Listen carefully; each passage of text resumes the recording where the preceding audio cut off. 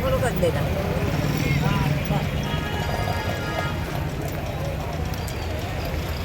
ચાલો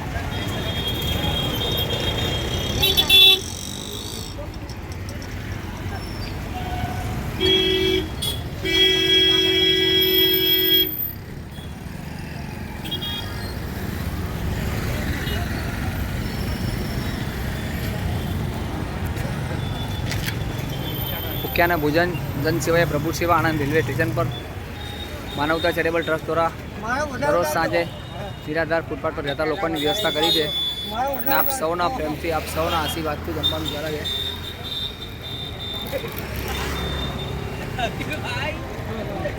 તો આશા રાખીશું આપ સૌ અમને આપણા પરિવારની પૂર્ણતિથિ આપની હેપી બર્થડે અમને સપોર્ટ કરશો.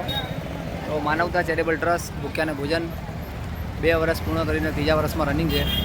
આપના પરિવારની પૂર્ણતિથિ આપની હેપી બર્થડે અમને આપણા તરફથી યથાશક્તિ પ્રમાણે ફૂલની પાકડી આપો છો એની અંદર જ જમવાનું ચાલે છે. તો આશા રાખીશું આપ સૌ અમને આપણા પરિવારની પૂર્ણતિથિ આપની હેપી બર્થડે અમને સપોર્ટ કરશો.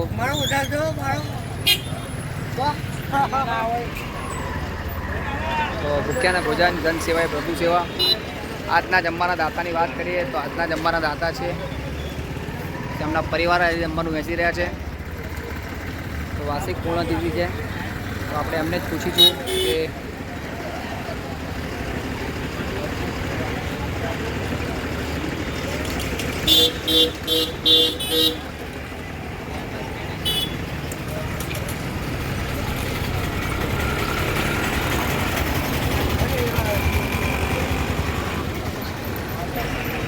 શું નામ છે ભાઈ આપનું? આજે જમવાનું કેમ વેચી રહ્યા છો તમે? જમવાનું આજે કેમ વેચી રહ્યા છો તમે? મારા મોટા ભાઈની આજે ત્રીજી પુણ્યતિથિ હોવા. અચ્છા, પૂર્ણતિથિ એના લીધે વેચી રહ્યા છો. માનવતા ચેરિટેબલ ટ્રસ્ટને તમે કેવી રીતના ઓળખો છો? આ ટ્રસ્ટને તમે કેટલા વર્ષથી? 2-3 વર્ષથી ટ્રસ્ટ સાથે જોડાયેલા છે. અચ્છા, અને આ સેવા કાર્ય ખૂબ સારું ચાલી રહ્યું છે.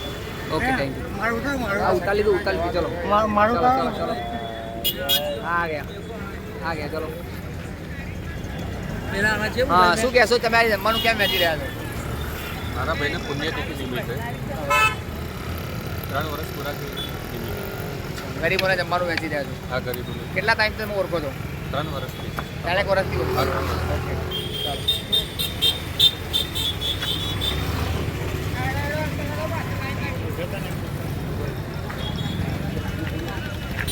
શું નામ છે ભાઈ આપનું? તન્મય પટેલ. તન્મયભાઈ, શું કહેશો આજે ગરીબોને જમવાનું તમે વેચી રહ્યા છો? હા, અમારા મોટા ભાઈ વિક્રમભાઈની પુણ્યતિથિના નિમિત્તે આ ભાવ ભૂખ્યાના ભોજનનો કાર્યક્રમ કરી રહ્યા ઓકે. આપનું શું નામ છે ભાઈ? ધાર્મિક. ધાર્મિકભાઈ, શું કહેશો આજે જમવાનું તમે ગરીબોને વેચી રહ્યા છો? તો મારા મોટા ભાઈની પુણ્યતિથિ નિમિત્તે અમે આ સેવા કાર્ય કરી રહ્યા. Okay, thank you.